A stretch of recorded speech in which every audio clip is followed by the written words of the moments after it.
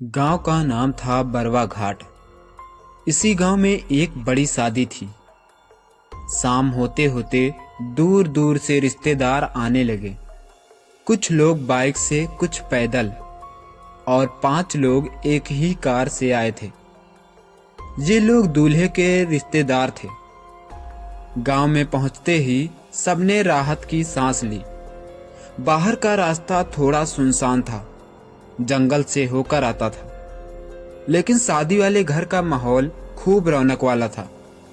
संगीत बज रहा था, लाइटें चमक रही थी, बच्चे इधर उधर दौड़ रहे थे और महिलाएं हंस हंस कर स्वागत कर रही थी।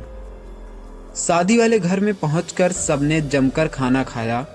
कहीं पूड़ी बन रही थी, कहीं सब्जी चढ़ रही थी, कहीं रिश्तेदार दूल्हे से मजाक कर रहे थे। वो 5 लोग भी किसी से मिलते, किसी से बात करते, पुरानी यादें ताजा करते। वातावरण इतना अच्छा था कि किसी को लगा ही नहीं कि बाहर रात कितनी घनी हो चुकी है। करीब रात के 2 बजे जब जयमाला फेरे के कार्यक्रम पूरे हो गए, तब सबने सोचा कि अब हमें चलना चाहिए, क्योंकि सुबह उन्हें अपने अपने काम पर भी जाना था। सबने एक एक को राम राम कहा, हाथ मिलाए और कार में बैठ गए। ड्राइवर ने कार स्टार्ट की, गियर लगाया और वो 5 लोग गांव से बाहर वाले रास्ते पर निकल पड़े। जैसे ही कार गांव की आखिरी दुकान से आगे निकली, चारों तरफ अंधेरा हो गया। यह रास्ता हमेशा से ऐसा ही था। दोनों तरफ ऊंचे ऊंचे पेड़, बीच में पतली डामर की सड़क। कार की हेडलाइट जितना दिखा देती, उतना ही रास्ता दिखता। उसके आगे बस काला अंधेरा। अंदर बैठे सभी लोग धीमी आवाज में बात कर रहे थे। शादी अच्छी थी, खाना भी बढ़िया था।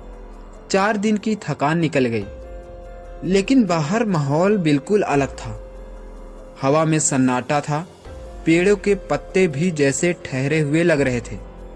कोई कीड़ा भी आवाज नहीं कर रहा था। सब कुछ असामान्य रूप से शांत। करीब 15 मिनट चलने के बाद कार उस जगह पहुंची जहां हाईवे चढ़ने से पहले एक बड़ा सा तालाब आता था। दिन में ये तालाब बहुत सामान्य लगता था, लेकिन रात में इसकी तरफ देखना भी अजीब सा डर पैदा करता था। आज भी ऐसा ही हुआ। तालाब बिल्कुल शांत था, जैसे पानी सो रहा हो, लेकिन पानी के ऊपर हल्का सा सफेद धुंध का टुकड़ा तैर रहा था। कार की लाइट जैसे ही उस धुंध पर पड़ी, वह धुंध हिली और ऐसे सरकी जैसे कोई चल रहा हो। ड्राइवर ने धीमे से कहा, यहाँ लोग जल्दी रुकते नहीं, चलते हैं थोड़ा आगे। लेकिन उसने आगे बढ़ने की कोशिश ही की थी कि कार ने अचानक झटका मारा और बिल्कुल बंद हो गई। सब चौंक गए। ड्राइवर नीचे उतरा, बाकी भी डरते डरते उतरे। रात में कहीं दूर एक कुत्ते के भौंकने की आवाज आई और फिर अचानक चुप्पी। कार की बोनट खोली, सब ठीक, टायर भी ठीक, मोबाइल की टॉर्च में भी कुछ खराबी नहीं दिख रहा था। तभी तालाब की तरफ से हल्की सी छप छप की आवाज आई, जैसे कोई पैर पानी के अंदर रखकर चल रहा हो। सबने उधर देखा, लेकिन तालाब वैसा ही शांत था। पानी में एक भी लहर नहीं थी। महेश ने फुसफुसा कर कहा, चलो जल्दी कार में बैठते हैं।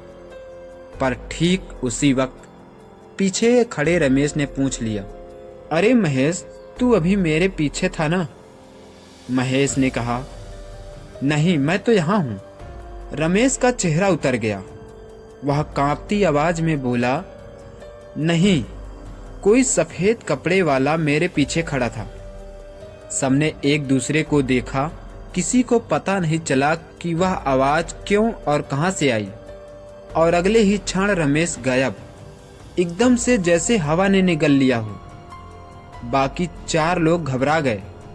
सबके चेहरे सफेद हो चुके थे। तालाब की तरफ अब पानी हिल भी नहीं रहा था, लेकिन ऐसा लग रहा था जैसे वहां कोई घूर रहा हो।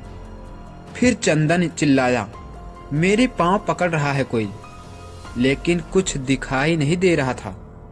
उसकी टार्च नीचे गिर गई और वो भी अचानक अंधेरे में खींचा चला गया। अब बचे 3 लोग, लेकिन उनकी हिम्मत भी जवाब दे चुकी थी। जंगल की तरफ से एक हल्की सी सरसराहट उठने लगी, जैसे पत्तों पर कोई उंगलियां घुमा रहा हो। फिर तीसरा आदमी भी पीछे की ओर गिरता सा दिखा और वहीं गायब हो गया। अब सिर्फ 2 बचे थे, ड्राइवर और महेश। ड्राइवर डरते हुए बोला, यह जगह ठीक नहीं, यहाँ कुछ न कुछ है। लेकिन वह पूरा वाक्य बोल पाता उससे पहले ही उसकी टार्च बंद हो गई और अंधेरे में एक बहुत धीमी आवाज गूंजी, मैं सबको ले जाऊंगी। और ड्राइवर भी खींच लिया गया। अब सिर्फ महेश था। वह सड़क के बीच खड़ा कांप रहा था।